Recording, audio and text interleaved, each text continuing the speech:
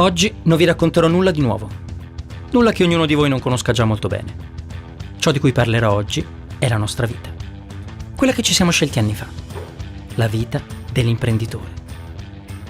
La vita di chi si sveglia la mattina, fa colazione, saluta la famiglia, se ne ha una, e inizia a scalare un'enorme montagna. Sì, perché a noi non basta affrontare la sfida lavorativa che ci siamo scelti. A noi non basta avere sulle spalle la responsabilità delle famiglie che dipendono dalla nostra sopravvivenza. Ogni giorno noi dobbiamo superare una montagna fatta di burocrazia ingessata, leggi anacronistiche e tasse sfibranti. Ma se questa fosse la condizione universale dell'essere imprenditore, io al gioco potrei anche starci. Sarei un folle, ma potrei anche starci. E invece no. A quanto pare i miei rivali, gli imprenditori che abitano a qualche chilometro di distanza fuori dal confine del mio paese, come migliaia di chilometri da qui, stanno giocando la mia stessa partita, parlano ai miei stessi clienti, ma lo fanno con regole diverse dalle mie. Perché sono aiutati, spinti e incoraggiati dal loro paese.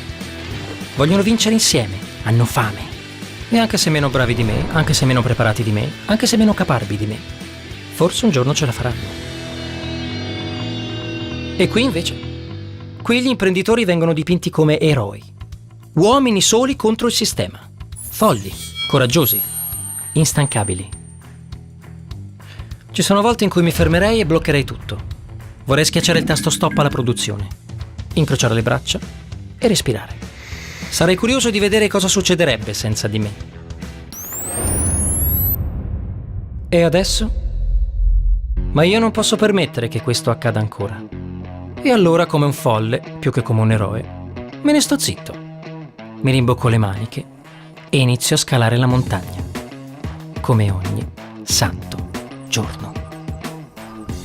E meno male per questo paese che non sono il solo. Intorno a me vedo una confortante, sana follia collettiva. Gente che parla la mia stessa lingua. Imprenditori come me, che nonostante tutto sognano, sperano e lottano perché le cose possano cambiare. E altri, chissà, ancora più folli o molto più saggi, perché a volte le due cose si equivalgono, che tornano sui loro passi, che riportano la propria azienda a casa, perché capiscono che il valore aggiunto è questa terra sopra la quale camminiamo. Made in Italy. Fatto in Italia. E quindi fatto bene, senza sbavature, con maestria. L'unica cosa in grado di convincerci a resistere. E potete giurarci, questo non ce lo porterà via nessuno. Questo è solo nostro.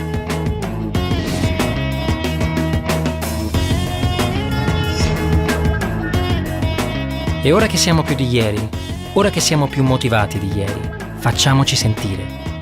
Ricordiamo insieme ai signori al di là della montagna che senza delle serie politiche industriali, questo paese non ce la potrà fare. Ricordiamo loro che siamo noi il motore di questo paese, che ha bisogno di propellente per andare avanti. Ricordiamo loro che siamo noi l'unica chance che ha questo paese per proteggere la sua identità, le sue bellezze, la sua storia. Noi siamo la vostra più grande risorsa. Quando è che ve ne siete dimenticati? Noi siamo pronti a restare. Noi siamo pronti a tornare.